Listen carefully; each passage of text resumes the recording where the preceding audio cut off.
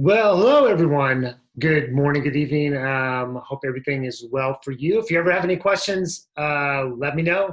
Always there. Always encourage you to drop me a line if you're struggling with anything or you want to have some clarification on some concepts, ideas, assignments, or if you just want to talk about sociology, drop me an email. We'll set up a Zoom conference or just communicate via email. So our focus for today or this week is looking at life in groups. So the goal of this kind of PowerPoint lecture is just kind of walk through some main ideas to kind of put a perspective around some of the content that we are exploring this week. And then starting next week, we move into deviance next week, and then we start moving into very specific areas, looking at areas of identity, gender, race, sexuality, other aspects of society as well.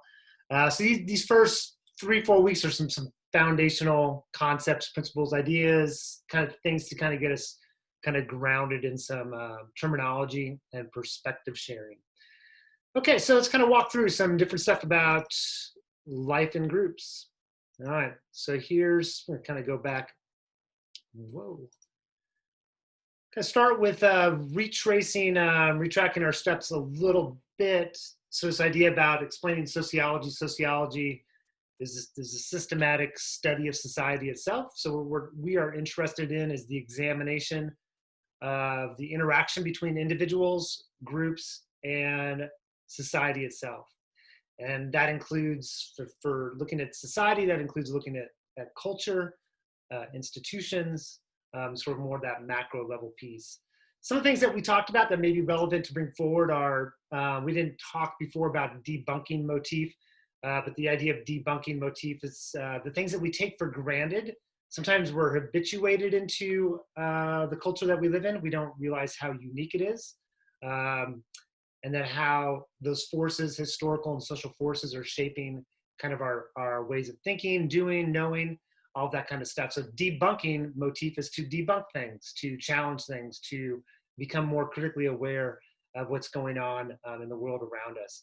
We're looking at, the strange and familiar, taking the common every day and being able to ask questions about it, things that we do take for granted. We're starting to make it less familiar and to start to ask questions like, well, where does that come from? Why do we engage in that particular way of doing things? We're also looking at the general and the particular, which are patterns of behavior. So these become some of the kind of the main ideas. As you're comfortable with now, we are basically taking 3 sociological theories and carrying them forward throughout the rest of the term.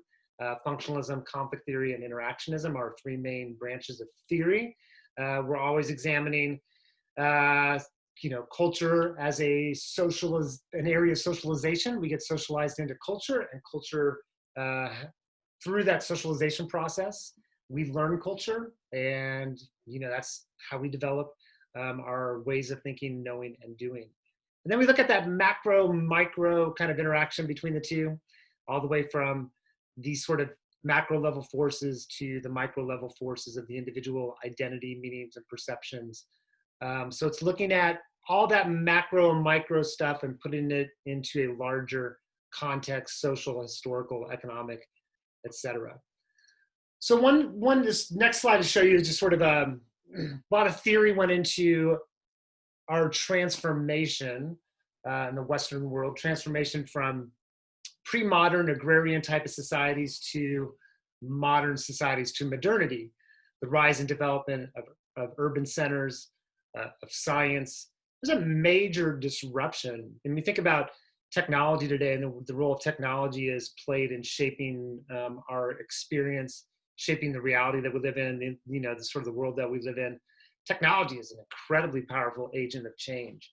So, theorists have been thinking about social change for a long period of time. Ferdinand Tönnies came up with this idea of Gemeinschaft and Gesellschaft. Gemeinschaft, you can think about as sort of the kind of focus on agrarian type of societies. Things are focused on values are focused on loyalty and honor and tradition, much more collectivistic in nature. And that society is organized in a fundamentally different way, right? So the vertical dependence, that there's sort of institutions and structures that are put into place and they're much more dependent upon one another. And what Tanya's talks about is this sort of a mechanical division of labor, that we are creating a sense of community, and the community that we create is through our connections, not through institutions, but through the collective, which is a lot different than Gesellschaft. And Gesellschaft is sort of the idea, more modern day kind of ways of thinking and knowing, rational, legal kind of ways of approaching the world. The rise of individual values, individual ideals, individual freedoms is a part of that modernity process. We get a different kind of division of labor, where our division of labor is now tied to other institutions. So we become more specialist in the work that we do. We become more narrow focused in the labor that we do. We're less tied to the community and more tied to institutions. Durkheim talks about this as well. It's talked about in your book, this idea of anomie. And anomie meaning, normlessness. So a lot of this social change that's going on brings about a heightened sense of normlessness. A rapid social change is very disruptive. It's disruptive to the social order. And Durkheim's perspective is that we live in a constant state of anomie. We lack that stability that sometimes is very valuable for societies where values are more clear, institutions are more stable. We live in a time period not only of modern day life tends to be more anomic, lacking clear kind of regulations and norms, but increasingly so as we move forward into contemporary society, it's just more and more kind of filled with anomie. And so the question becomes, for Durkheim, the question becomes one of how do we facilitate social bonds and social connections, and developing that sense of community. The question of, well, the virtual communities, will they help us achieve that kind of outcome? And in some ways, they do, right? Technology facilitates the ability to connect. It's a different kind of connection, though, than the common good. And in the common good, the commonwealth, our sense of responsibility to and partnership with the community that we physically live in. And that's kind of been ruptured a lot. And it's like whether we get back to a place of the common good or the commonwealth, time will tell, so to speak. Here's some, just different examples of that shift to modernity, trying to provide an illustration through a very particular institution, and that is looking at how we approached punishment. This is colonial America. Prior to, this is still agrarian kind of roots prior to modernity. We're moving now, we're having more and more cities. This is of course, in colonial America. It's like the question becomes one, how do we deal with the issue of individuals who break the law? Public punishments were fairly common. This is individuals who are in the stocks, in the stockades, individuals who are branded, different kinds of treatment. We're not developing institutions yet, right? So this is sort of the idea is that it takes a while to get to the point where we're actually building institutions for social regulation and control. There's been a lot of work in this area of looking at the birth of the prison, Michel Foucault, a phenomenal book examining the development of the prison itself and sort of this move in this direction of using science as a way to discipline. And it's a pretty profound read if you're encouraged in anything, if you are interested in anything related to examining the prison system. I'd encourage you to read Foucault's Discipline and Punishment, and then Rothman's book, Discovery of the Asylum. So not only prisons, but also a lot of other institutions we're developing to deal with a lot of different social problems and issues. The first penitentiary built in the United States, early 1800s. I had a chance to travel to Philadelphia and go to Eastern State Penitentiary. This is the penitentiary today. This is sort of the idea. Penitentiary goes the idea of penance, to give penance. It sort of had a very moral kind of focus with that particular social order.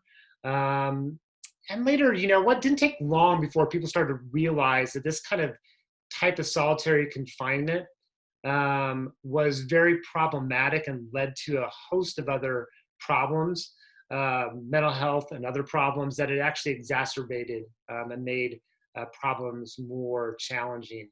But that was the model, building institutions for the first time for social regulation. And this sort of model actually became replicated around the United States as well as around the world. I thought it was interesting when I was here at Eastern State Penitentiary, is this idea that, I mean, even as far away as Japan adopting this particular model. Individuals who came to see the penitentiary back in the day in the 1800s, here's Independence Hall in Philadelphia. There are actually more people, dignitaries from other countries who came to visit Philadelphia, didn't go to the Independence Hall, but rather spent time at the penitentiary to try to understand how do we build systems of social regulation and social control. Okay, so that's a lot of macro level stuff. And then what I kind of want to try to illustrate there is through one institution and just sort of thinking about social control and how we approach that before, when there was a commonwealth. There was a focus on tradition. Communities were smaller. We transitioned to a different social order, much more large in size, much more complex. We're less bound to the community itself, creating a greater sense of anomie. And we require, or we look to the state to provide more of these kind of things like social control and different resources. Now we'll kind of get a little bit to the macro, or micro, I mean, kind of go to something that we didn't, that you read about last chapter that's relevant for our discussion now. And that's looking at status. Status is social position. And there's different kind of statuses that are just kind of, I want to reinforce or just to bring forward. So ascribed status is a ascription that you're given to it involuntarily and given to it at birth. So when we're ascribed a status, there's nothing that we've done for that status. It's just been given to us. So gender, race, those are ascribed statuses that are given to us, and they're really powerful, right? People view us sometimes through the lens of our status positions. Our identities are influenced by our status position. And so we're looking at status both from more that micro, but also macro, to start to look at the forces of why do we assign race and gender particular meanings? Why are we ascribing particular meanings to particular groups? Achieve status are things that you do to accomplish that particular status. Embodied are the things that you carry, the things that you embody that are part of who you are. So disability, a physical disability is an embodied status. And then finally, master status, a status that has special social significance. So a master status may be race, may be a master status. That individuals, of all their identities that they have, race may be a dominant or master status, where other people see individuals through that particular lens.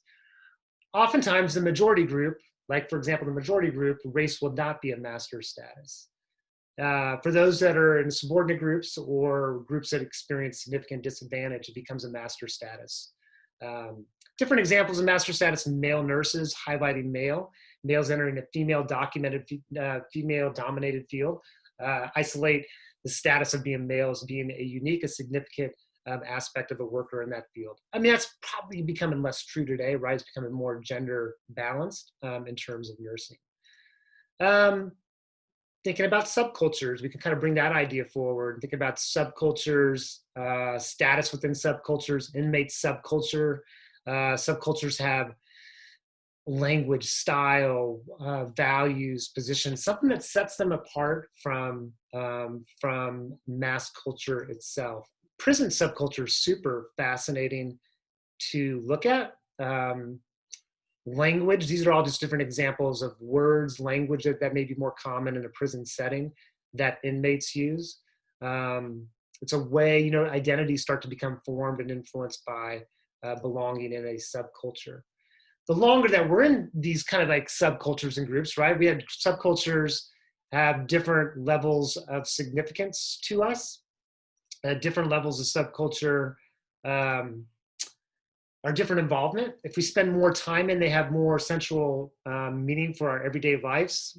They're going to hold more influence over who we are, right? and subcultures, because they are distinct from majority culture, their presence in our lives, they can be either fleeting, we can kind of move through them, or they can be really kind of a core group for us that we develop a lot of orientation around. So we'll kind of play around, talk about a couple ideas, and try to bring them back to subculture to relate it to that. So we think about prisons, we think about, the impact of prisons and prison subculture. We could look at the looking glass self to bring a former concept forward, right? So the ways in which we develop our sense of who we are based on our perceptions of how others see us. A lot of looking glass self going on there in terms of the status of being an inmate, just even the language itself to be a convict. And if that's a label that others start to see us, it becomes a master status. Other individuals may see us that way. Society may see us that way. And it have a significant influence on our own identity, perceptions of self, as well as how others respond to us. So there's a lot of looking glass self you can kind of get into with that. Watson and behaviorism, let's kind of not worry about that for right now, but sort of a lead into George Herbert Mead. And Mead's idea was that, that behavior is learned. All behavior that we have is learned behavior. He was a strict behaviorist.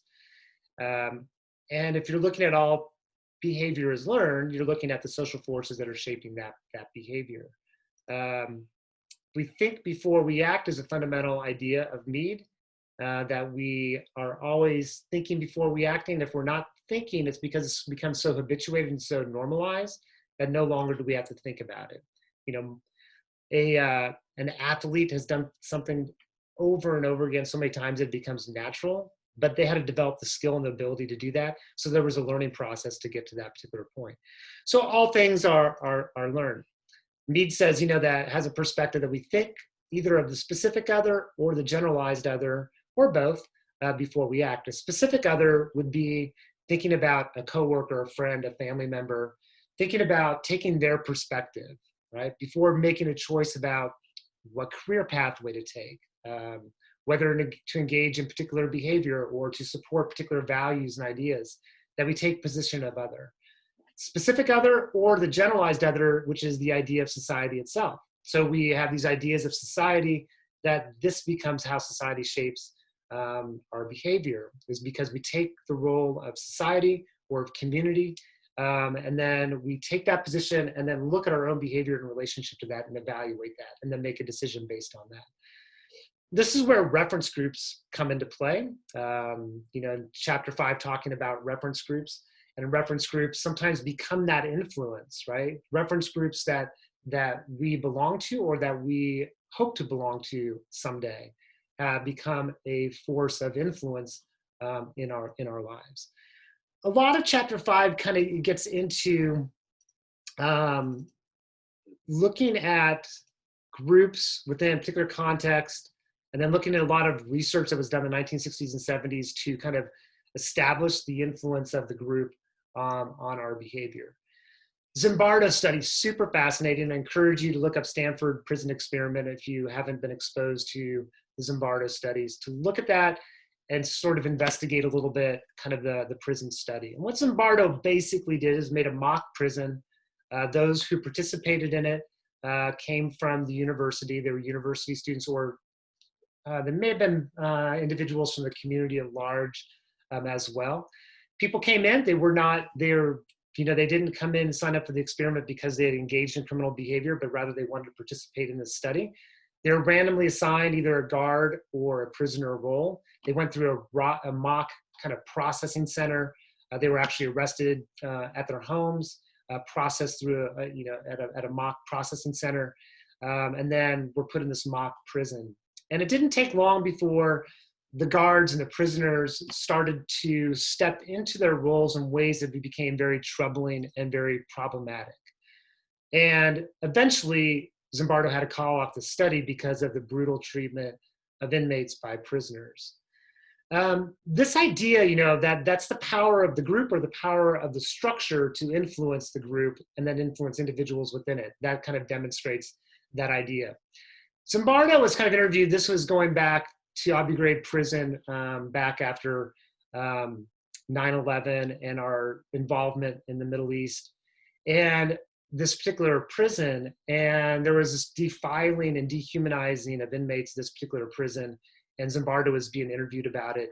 And in the interview, he talked about that the analysis to make, the analysis to provide about, to provide about the Abu Ghraib prison, it's not the bad individuals within it. I mean, individuals are responsible for their behavior. There's no doubt, he doesn't deny that. Rather, he's interested in, the larger picture, right? So he talks about the bad barrel versus the bad apple. So, Abu Ghraib was a bad barrel. The structure of that particular setting, the climate of the military in that particular area of the military at that particular point in time, created an environment where that was much more likely to happen. So how we structure our environment becomes really important. Milgram study, super fascinating as well. Kind of our, sort of looking at our obedience to authority. I won't go through the details of the Milgram experience. I provided a link in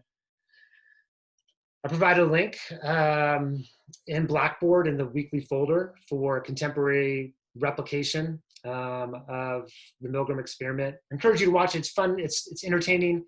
It's interesting. It's fascinating how willing we are to conform to authority.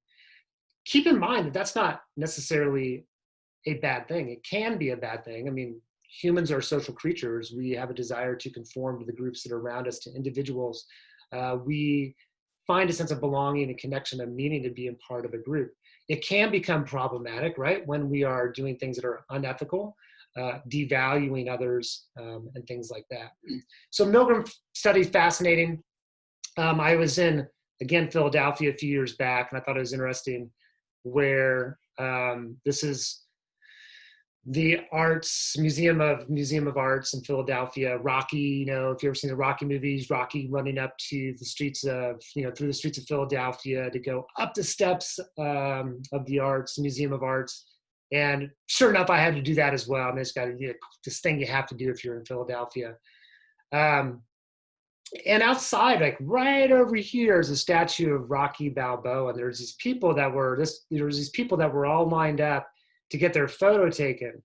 What you don't see here, this was after, there was a person here who was basically charging people to get their picture taken next to this public statue. I mean, it's a public statue. You don't need to, anyone's permission to get your picture taken by the statue. But because there was someone there, right? And there was a line of people that were there waiting in line to pay someone to get their picture taken. People were just conforming to that particular kind of environment. I just thought that was super interesting and fascinating. We can also look at, group conformity through ASH's study. And I provide a link within that week one folder or that week folder as well about ASH's study of conformity. And what ASH is demonstrating is that we are willing to conform, we desire to conform. Sometimes we may not change our mind, like we know, in ASH's study, people knew what line was actually longer and shorter, but they gave the answer the group was giving. There was a tendency to conform to the group.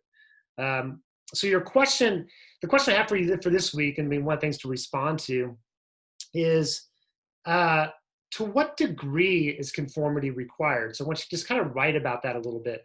To what degree do you think conformity is required, conformity into social groups? What are the benefits and what are some of the potential consequences to conformity in groups? So that's the question for the week, in addition to talking about some main things from this presentation, is also kind of working through that question. So just kind of think through it, just try to think through, it's like humans are social creatures. We have desire to conform. There's a value in that. So to what degree is it, are we conforming creatures, and what are the benefits and potential consequences of that? Okay, here's one subculture to kind of think about. We could apply some of these ideas. The Flat Earth Society, the rise and development of the Flat Earth Society. Interesting how before the rise of YouTube, the Flat Earth Society was basically going into non-existence. But now all of a sudden we have a virtual community.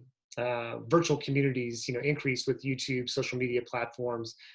Flat Earth Society gained a lot of traction. Part of the flat earth society, the belief, right, is sort of this, it's really about, in some ways, in part, a statement against science, a statement about a concern about modern life and sort of the world, contemporary life that we live in.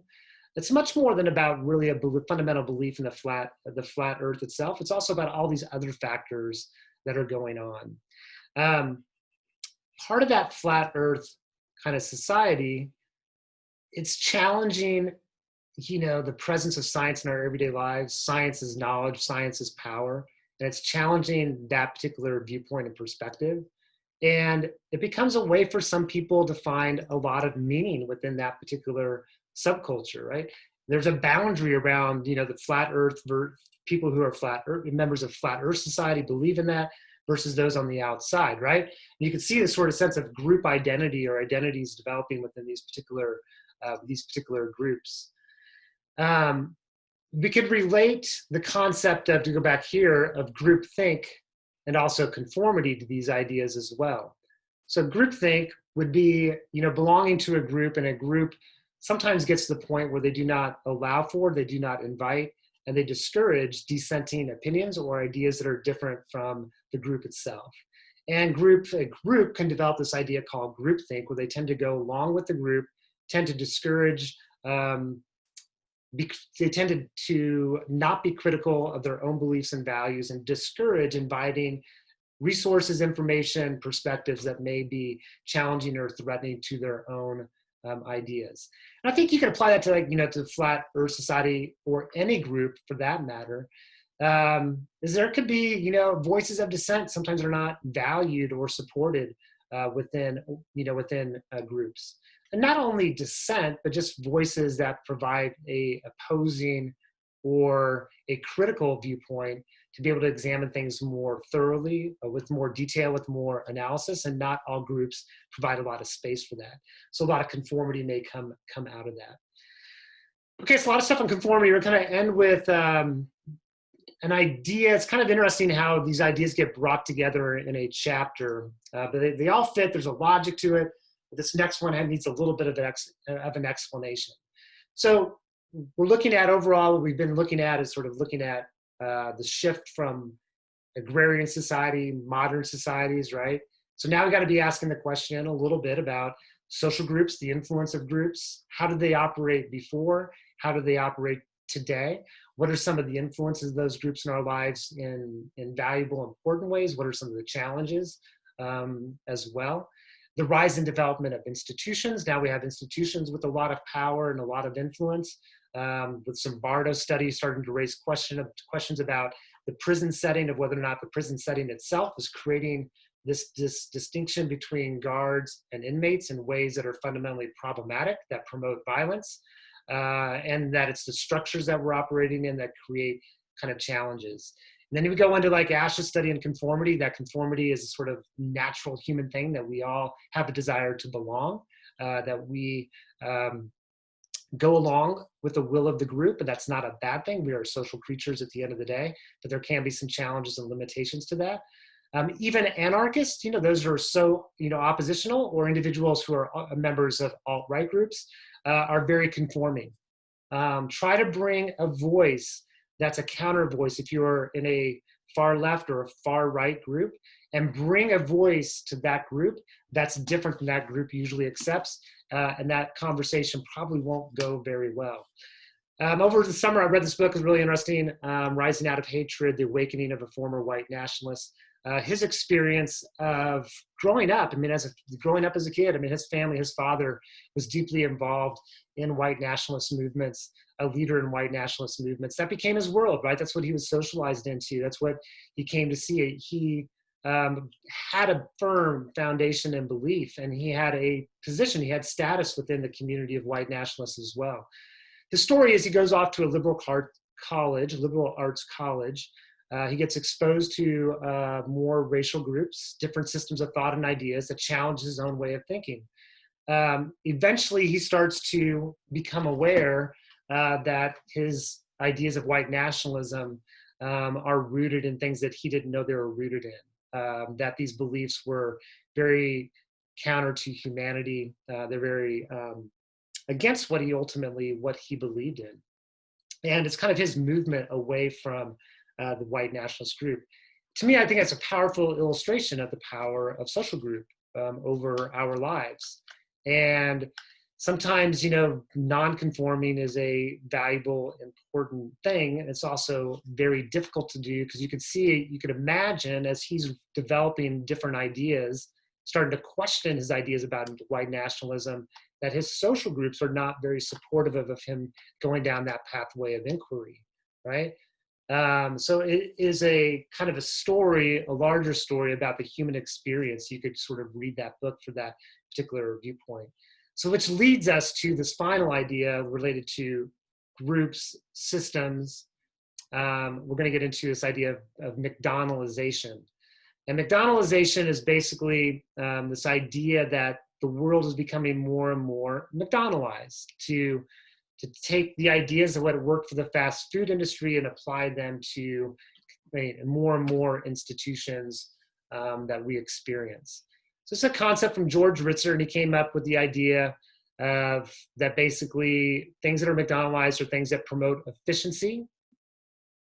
And that could be, Amazon in the warehouse, hyper efficient, very dehumanizing sometimes to the workers, but the focus is on efficiency.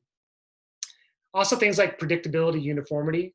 Go to Starbucks anywhere, it's predictable, it's uniform, you know what it's about. Calculability, quantity over quality is a way to think about calculability, that the focus is on, do I get a big bang for my buck?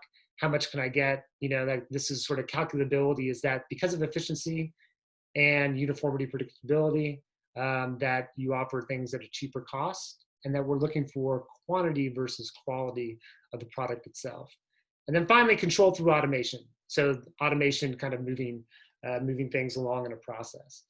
I'm trying to look around for kind of an example, but I used to use an example. I have a wallet that was locally made by a local leather maker.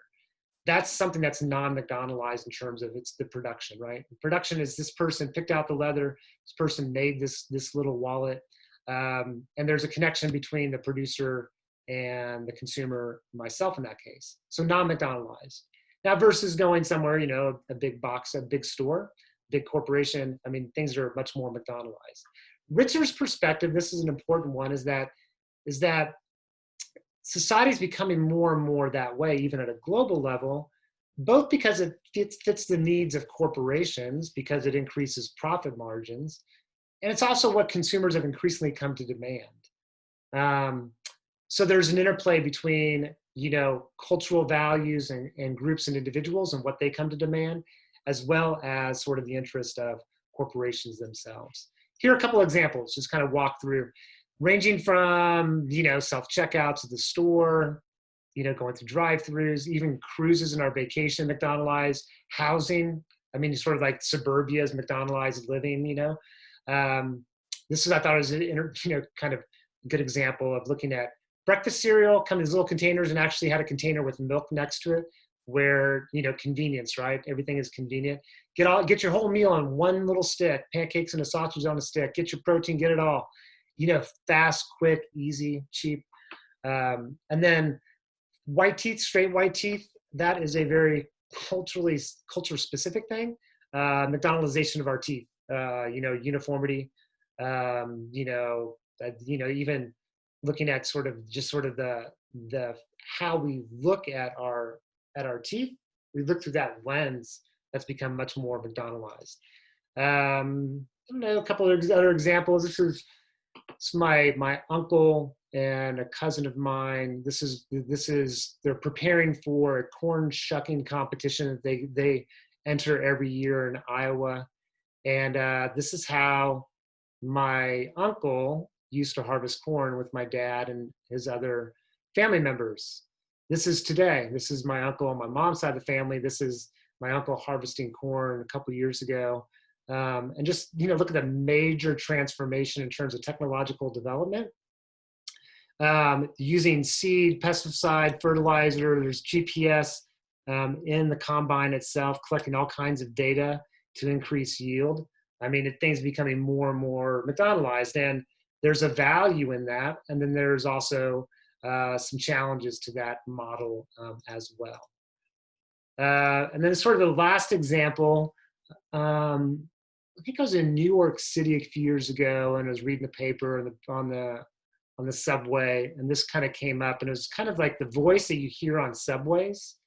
And they're working with technology to come up with ways of adjusting the voice based on individuals' needs within the subway itself. I mean, that's just like so narrow focus, right? Rather than having a human voice, you get this mechanical voice. Well, people start to get, it's not very friendly, it's mechanical. So now they're creating a way to automate a mechanical voice to make it sound like a human voice. I mean, super interesting sort of where we're going and where technology is going to take us. All right, that's a lot for now. That's kind of an introduction overview. Like I said, next week we move into deviance, and then down the road looking at other areas of social life, what makes a social world what it is. Hope you're having a great day, a great week. If you have any questions, let me know. Be safe, be well.